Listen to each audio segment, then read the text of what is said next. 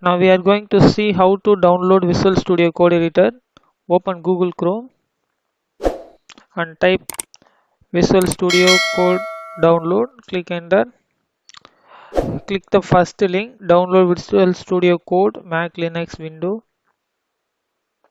and here you can able to see Windows. Click Windows.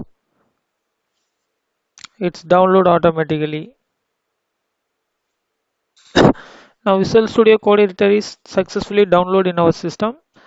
Click Visual Studio Code Editor.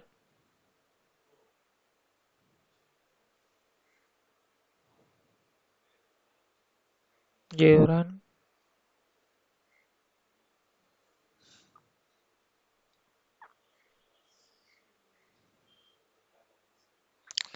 Give I accept the agreement. Give next. Next. Next. If you want desktop icon, click. If you don't want, unclick it. Next. Install.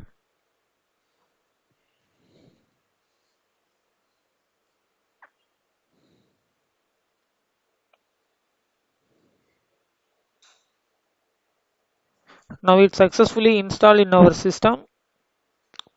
Give finish. That's all.